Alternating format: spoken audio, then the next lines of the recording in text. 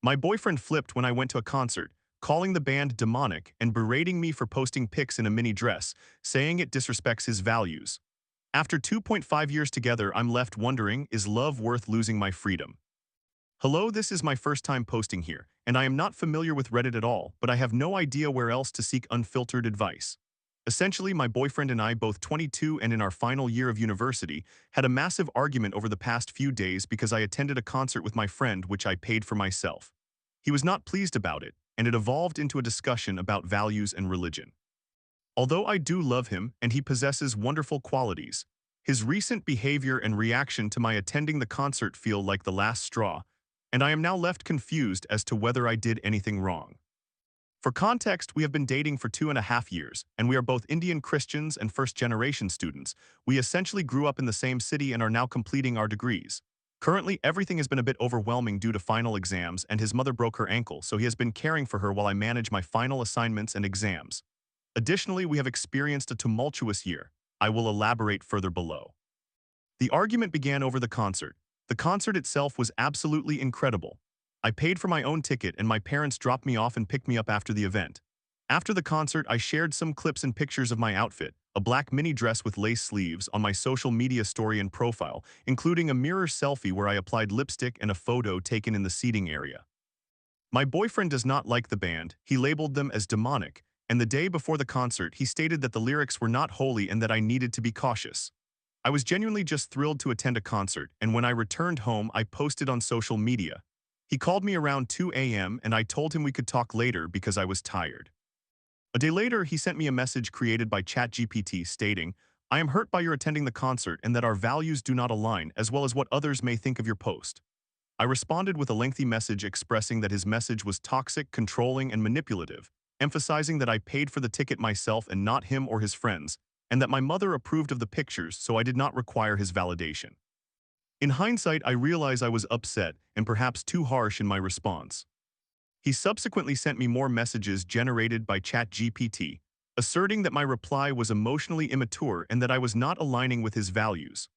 I ignored his calls for a few days, as I was unsure how to respond to that, and I thought we might both need some time to cool off due to the stress from our exams and his responsibilities toward his mother.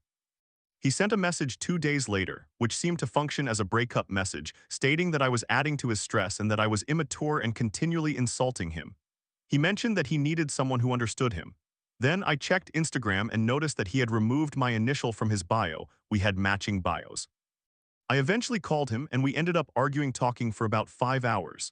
During the discussion, I finally asked him why he sent that message created by ChatGPT and what he meant by it. He explained that he was hurt by my attending the concert and that our values did not align due to the pictures I posted, which he found provocative and likened to someone who had just engaged in sexual intercourse, which I did not resemble in any way.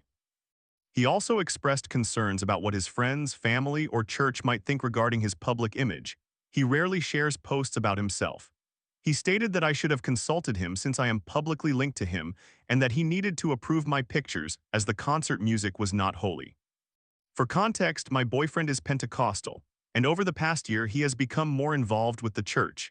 He has also rekindled friendships with his childhood friends who are now part of a Christian band.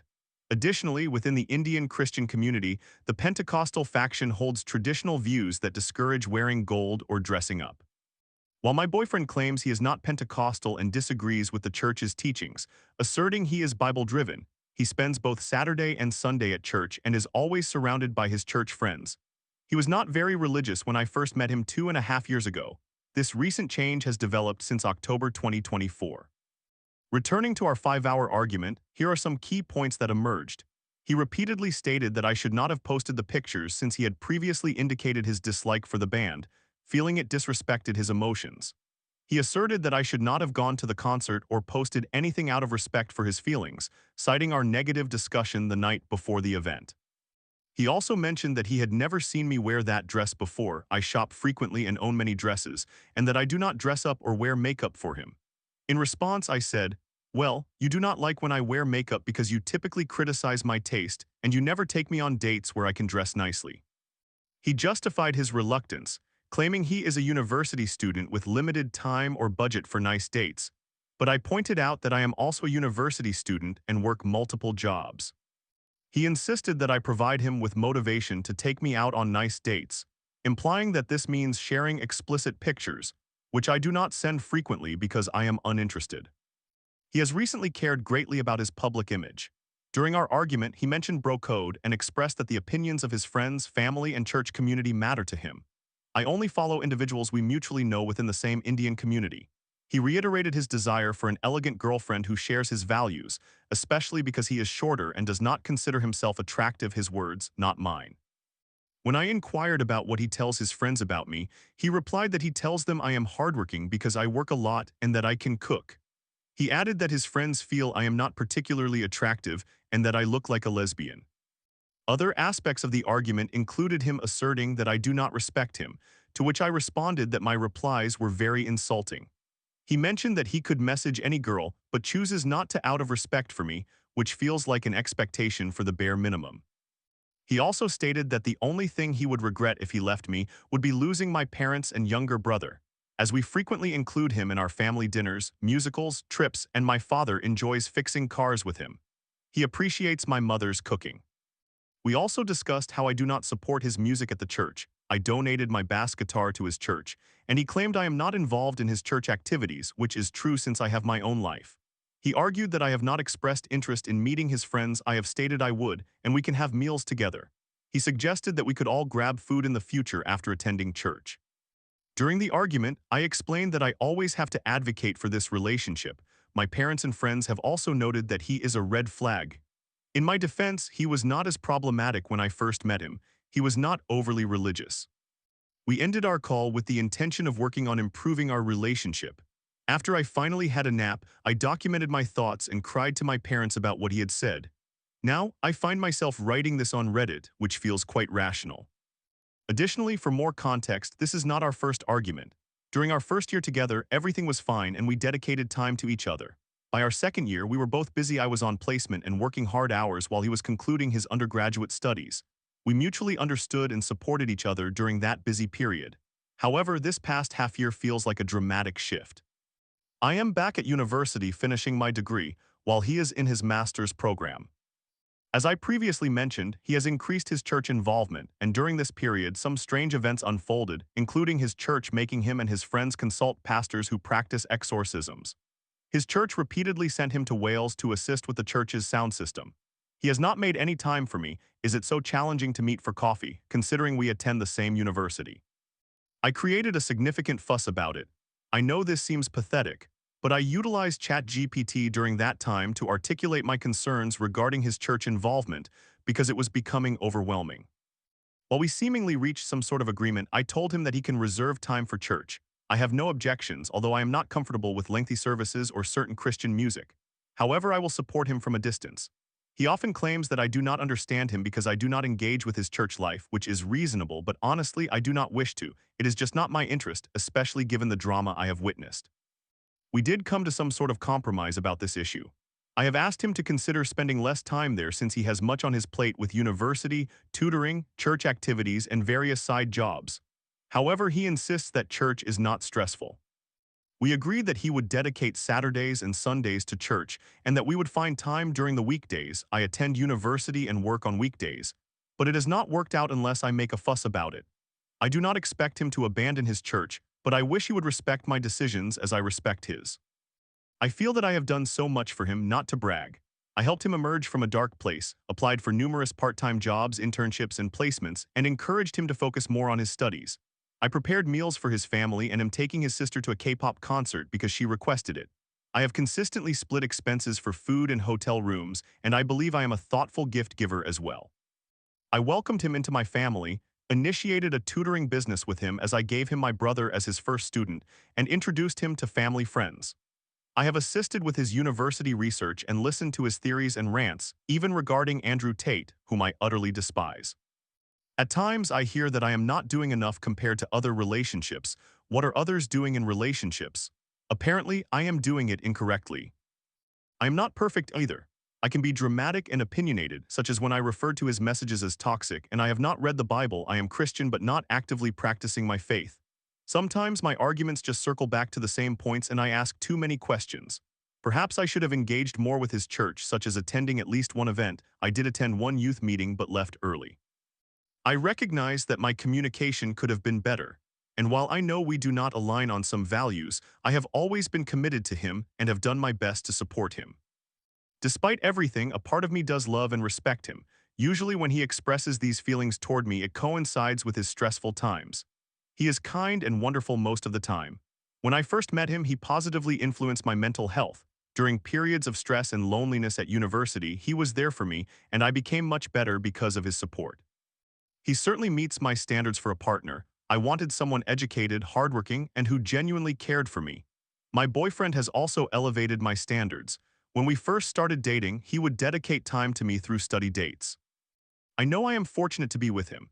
I do not consider myself the most attractive or the smartest person, which is why I felt so happy to find someone who liked me and wanted to be with me.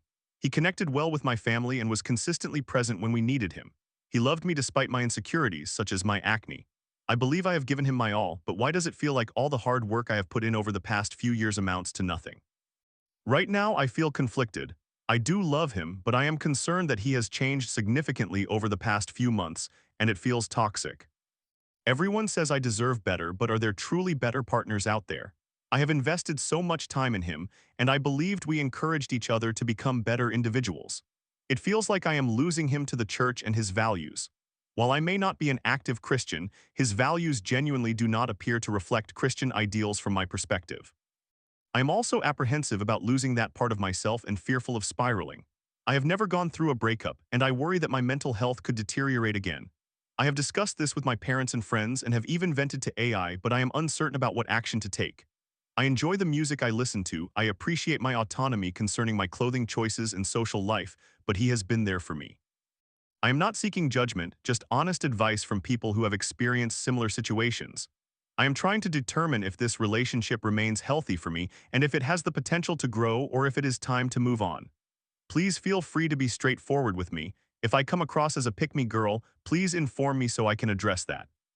Thank you for taking the time to read this. I know it is quite long. I genuinely need some clarity. Story 2. At 25, I cheated on my husband during my first porn shoot, telling him I was going on a trip with a friend. It's just a job, I convinced myself, but as I arrived at the seedy motel and the cash exchanged hands, I wondered, could my secret last forever? I have been a lurker on various pages on Reddit for quite some time. I have even had an affair with another Reddit user from a different page. Recently, another Reddit user has been persistently trying to connect with me.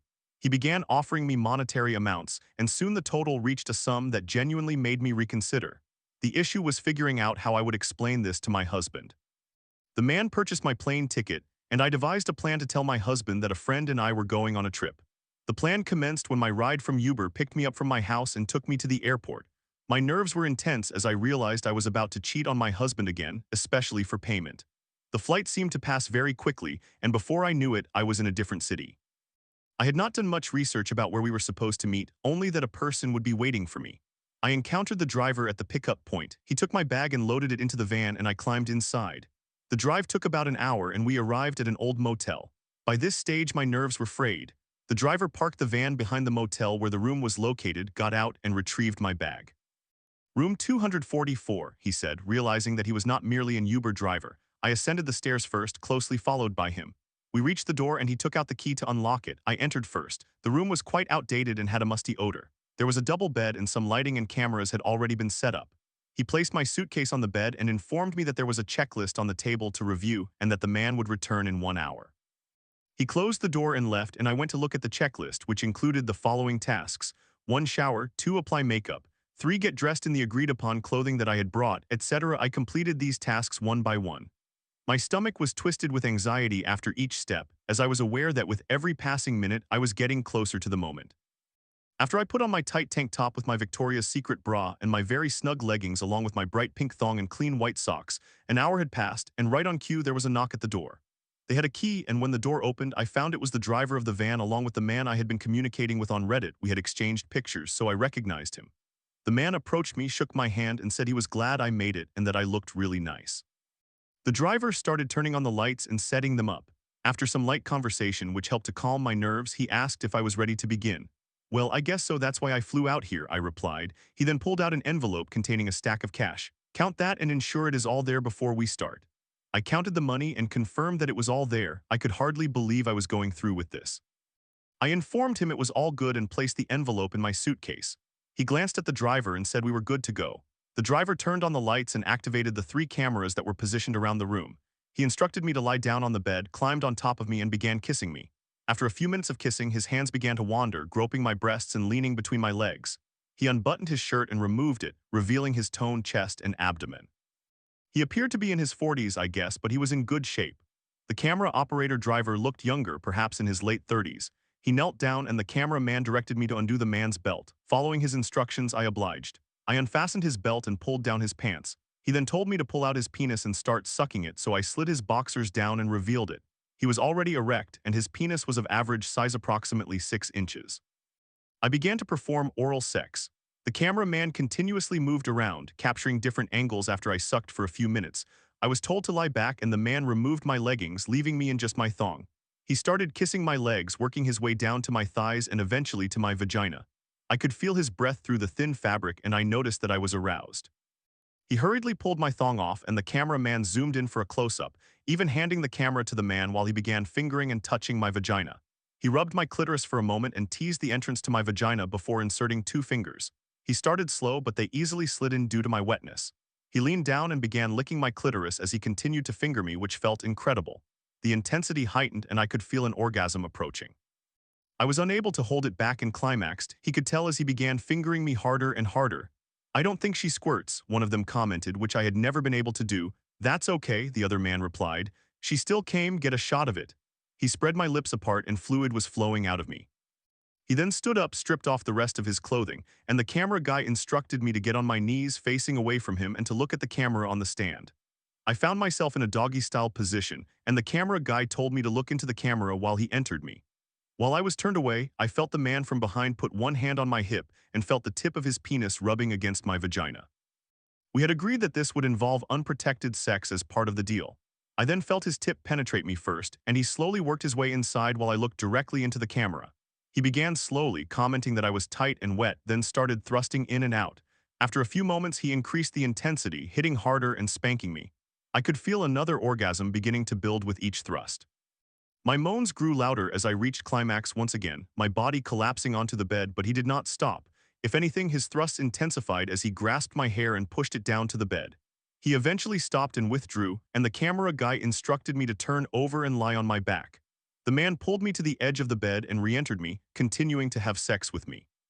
He pulled down my tank top and removed my bra, exposing my breasts, which he grasped with both hands while still thrusting in and out. The camera guy moved all around, capturing various angles. He then announced that he couldn't last much longer and stated he was going to climax. We had agreed on a few different locations for him to ejaculate, but I was unaware of what he was doing until he pulled out, holding his penis. I was told to get on my knees, realizing that a facial was imminent. I opened my mouth and he began to masturbate. He moaned loudly, and before I could prepare myself, he released stream after stream of semen across my face. I felt its warmth cover me and could sense it running down my neck to my breasts. He was breathing heavily as he stepped back. My vision was blurred from the ejaculation as the cameraman moved in for a close-up, while both men stood beside me as flashes from another camera went off. This all lasted perhaps 40 minutes. After they took some additional shots, they procured a wet towel for me to clean my face. Following this, I sat on the bed naked while the 2 men reviewed the footage on the camera and laptop they had set up. I asked what was next, and the man looked over to the camera guy and asked, "Do you want to turn?" This caught me completely off guard as I had not anticipated it, and I declined. The man then opened a duffel bag resting on the dresser and retrieved another envelope filled with cash. "Is this enough for him?" he inquired. After counting the money, I found it impossible to decline, so I consented to have sex with the cameraman. Things began in much the same manner, except I was already naked. He produced his erection, which was indeed larger than the first man's, probably between 7 and 7.5 inches and quite thick. I struggled to accommodate him at first, feeling loose after my recent encounter with the other man. This man did not last nearly as long. After a few different positions, he was unable to hold on any longer and climaxed inside me, which was agreed upon with the first guy but not this one. I felt the warmth released within me. They instructed me to turn over and spread my legs, and the semen began oozing out of me as they captured some close-ups of it. After that, he showed me some still shots taken from both sessions and complimented me, saying I was amazing. He then mentioned that the driver could take me wherever I wanted after I cleaned up. The man packed some items, grabbed his laptop, and left. The camera guy remained behind, waiting in the room while I showered. I changed into different clothes, packed my suitcase, and when I indicated that I was ready, the camera guy handed me a Plan B pill and suggested I take this in case I was ovulating, which I was not. The story concludes with him taking me downtown and dropping me off at a luxurious hotel, and that was that. I had a wonderful trip by myself and I have no regrets. I hope my husband never finds out. Additionally, I have no idea where the video is, so please do not inquire.